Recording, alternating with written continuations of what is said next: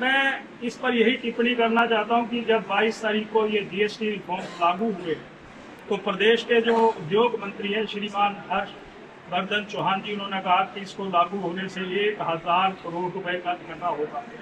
कैसे घाटा होगा, क्यों घाटा होगा, यानी आलोचना के लिए आलोचना करना।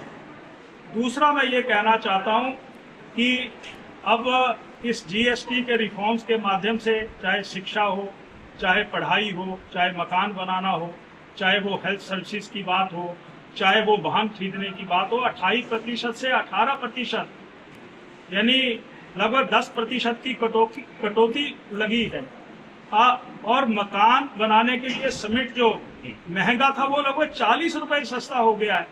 परंतु परसों से एक नोटिफिकेशन जारी की गई है, एडिशनल सेल टैक्स जो है वो वर्तमान सरकार ने लगा दिया है, 11% से 16% हो गया और लगभग 5% जो है ये प्रदेश सरकार के अधिसूचना के द्वारा महंगा हुआ है।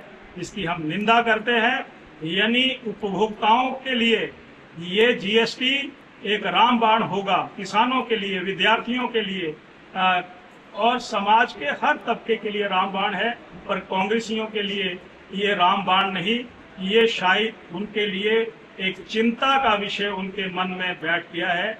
मुझे लगता है कि इस जीएसटी का उन्हें भी समर्थन प्रशंसा करनी चाहिए। ये कहना चाहिए। जश्न जो मनाए जा रहे हैं ये तो वही बात हो गई कि एक बहुत ही प्रतिष्ठित किसी अर्थशास्त्री ने एक शेर बोला था, मैं उस शेर को इस जीएसटी के साथ जोड़ रहा हूं। सरकार इस कदर आवाम पर एहसान करती है, पहले नजर छीन लेती है फिर चश्मा दान करती है। ये 8 साल पहले इसी ही सरकार ने ये जो स्लैब बनाए थे जीएसटी के, वो 8 साल तो पहले जनता को इन्होंने काफी निचोड़ लिया और अब 8 साल के बाद इनको क्या दया आ गई कि हमारे जो राष्ट्रीय नेता राहुल जी कई वर्षों से 8 साल से इसी जीएसटी के प्रति बोलते रहे, तब इनको याद नहीं आई। अब ये बिहार का चुनाव को देखते हुए, उसको मद्देनजर रखते हुए इन्होंने ऐसा चोचला जो है वो छोड़ दिया है। अब चुनाव हो जाएंगे, उसके बाद फिर यही स्लैब जो है, इनके जो पुराने स्लैब है उसी के ऊपर आधार बनाकर फिर ये लागू कर देंगे।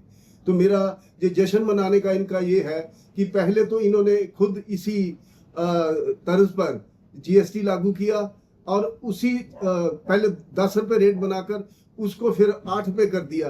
तो 2 रुपए का जो फायदा है, जो जनता के प्रति जो बोल रहे हैं कि हम इसका जश्न मनाएंगे, तो ये मतलब एक जनता को ठगने की बात है। अभी हाल ही में बताइए, कांग्रेस क्यों चिंतित है? कांग्रेस तो जनता के प्रति अक्सर चिंता में रहती है और जो केंद्र सरकार की जो नीतियां हैं, जन विरोधी नीतियां हैं, उनको दूर करने के लिए, उनका कटाक्ष करने के लिए हमारी कांग्रेस सरकार जो हमेशा चिंतित रहती है और जनता का उज्जवल भविष्य के लिए कांग्रेस सरकार चिंतित रहती है। ये उनका बोलना बहुत उचित है। हमसे जुड़े रहने के लिए हमारे YouTube चैनल को सब्सक्राइब करें और नई वीडियो की नोटिफिकेशन के लिए बेल आइकॉन को दबाएं। अगर आप ये वीडियो Facebook पर देख रहे हैं तो लाइक जरूर करें और ज्यादा से ज्यादा शेयर करें। इसी तरह के और भी अपडेट्स के लिए फॉलो करें हमारा Instagram पेज himachal.k3।